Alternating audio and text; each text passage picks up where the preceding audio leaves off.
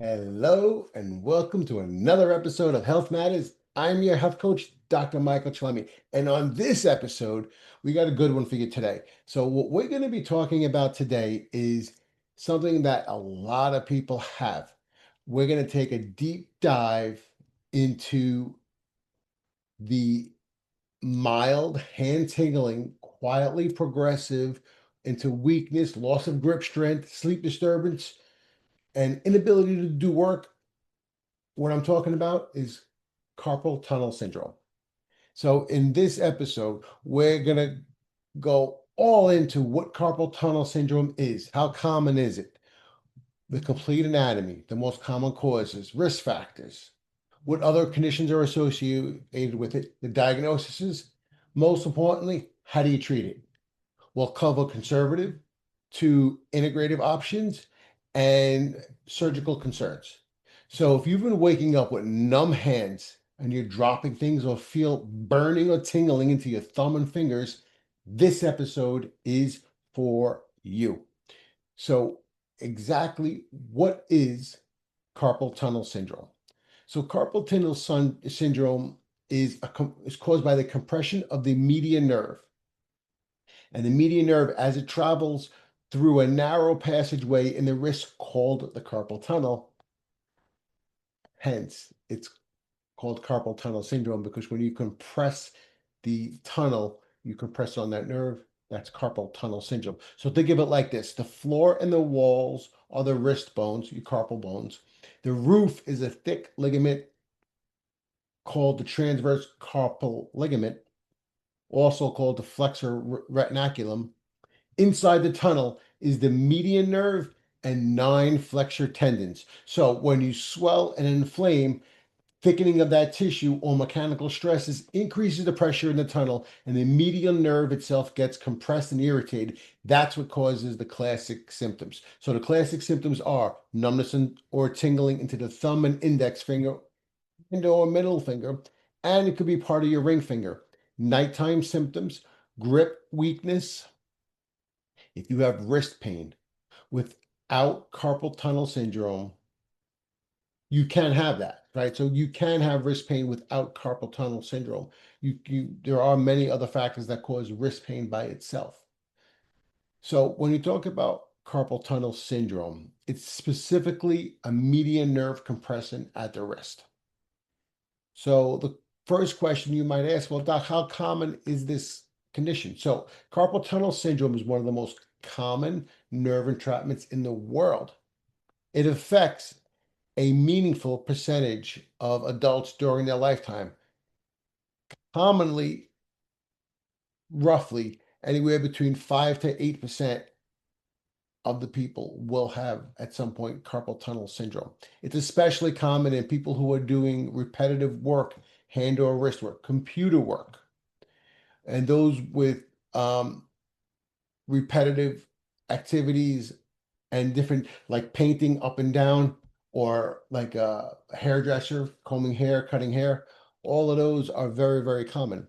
Other ways that you can have it is pregnancy, increase in fluid, diabetes, and thyroid disorders, and other inflammatory arthritises. Carpal tunnel contributes to many, many missed days of work, reduced productivity, and sleep disturbances, and the quality of life can decline. To really understand what carpal tunnel is, we got to back up a little bit and understand the anatomy of carpal tunnel.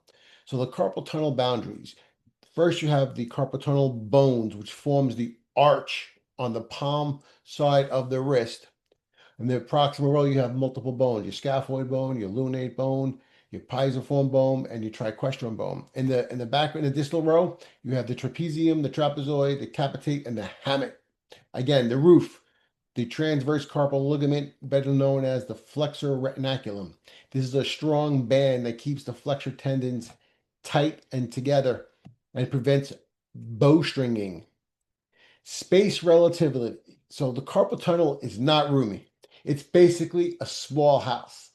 So small changes in there, like tendon thickness or swelling or fluid retention or poor wrist positions, can significantly raise the pressure. When you raise the pressure in it, that's when you start to have problems. So what else is inside the tunnel? So the biggest thing that's in there is the median nerve. And then we have 9 flexor tendons, 4 tendons from the flexor digitorum superficialis, 4 tendons from the flexor digitorum profundus, and 1 tendon from the flexor pollicis longus. These tendons are surrounded by synovial sheets. If the sheets become inflamed, which is called tenosynovitis, tunnel pressure rises. Median nerve, what does it do? What kind of symptoms do you have? So if you have the classic sensory symptoms, thumb, index, middle finger, and radial half of the index finger, those are strong indications of carpal tunnel, especially on the sensory side, meaning you're losing sensation. Motor function, so motor is like strength, right? So median nerve supplies key muscles for thumb control, especially thenar muscles. So any movements of your thumb, abductor pollicis brevis, your opposite, so your ability to go like this, and the ability to pinch and the ability to hold objects gets very, very important with this. So if you have carpal tunnel syndrome, especially if it's advanced, you could have difficulty pinching something. You could drop something, difficulty with buttons or zippers, and you could have visual muscle weakness and wasting in there. Um, it's really, really common at night as well. Many people sleep with wrist flexed. Wrist flexion increases carpal tunnel pressure. This is why. Symptoms wake people from a sleep. Their hands shaking and flicking, and they can temporarily reduce symptoms by changing the pressure and the nerve blood flow. So other structures that clinically matter. So carpal tunnel syndrome can coexist with other conditions. So pronator teres syndrome, median nerve compression in the forearm, cervical radiculopathy, neck nerve root compression, ulnar entrapment, ring and index finger symptoms, De Quervain's tenosynovitis, thumb tendon. It's usually right in here. It's usually painful right in through here. Because of this, correct diagnosis is everything. How does carpal tunnel really affect your life? So carpal tunnel syndrome can be surprisingly disruptive, even when it's mild. So you can have sleep disturbances, tingling, and you wake up because you're tingling. It's numbing. You got reduced grip strength. You keep dropping things. Decreased endurance with typing, texting, especially if you're driving or cooking. You lose your precise fine motor tasks, like for buttons or doing jewelry. And what that does is that causes work limitations, especially if you need your hands. And for most jobs, you need your hands. It causes also an emotional toll, right? So you become frustrated, you become anxious, you're worried about permanent nerve damage, and your reduced independence. Chronic compression can also progress from intermittent tingling, the constant numbness, the weakness, the muscle wasting. That's why we need to address things early. So, first question you might ask, well, doc, how do you get carpal tunnel syndrome? Like how does one even get it? So, first, the biggest cause is repetitive and sustained wrist use, right? So repetition of flexion extension, forceful gripping, vibration jobs, prolonged typing on the mouse without taking breaks, computer use. These can all lead to flexor tendon irritation and tenosynovitis, increasing the tunnel pressure. Wrist position problems, right? So frequently wrist positions bent while typing, or sometimes people sleep with their hand bunched up against themselves. That can cause it. Extended positions. If you're playing sports or certain workstations, you might have your hands all the way bent up. That can cause it. Fluid retention and hormonal factors. So pregnancy, perimenopause, and other fluid conditions. Anything that causes swelling in the body can cause swelling in the wrist. Other medical conditions that contribute to this: diabetes, hypothyroidism, rheumatoid arthritis, kidney disease. trauma, right? If you have structural damage or trauma, you have a wrist fracture, and you change the shape of your tunnel, you could have a problem. Osteophyte, extra bone growth, it can grow into the area, causing pain and problems. A ganglion cyst or any kind of cyst that occupies space can cause a problem in there.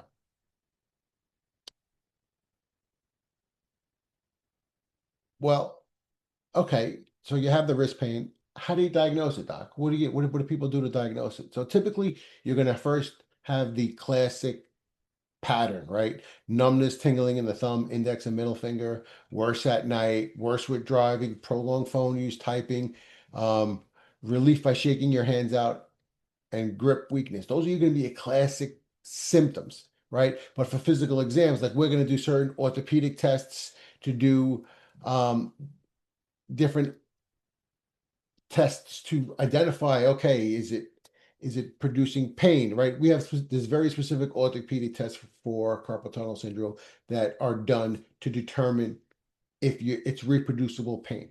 We also then would want to correlate that with an EMG and an NCV study to determine if the nerve is actually being compressed in the carpal tunnel itself or is the nerve compressed somewhere else. And that's one of the ways we're going to determine it. But a lot of it has to do with history and physical exam, especially with the orthopedic and muscle testing and nerve testing.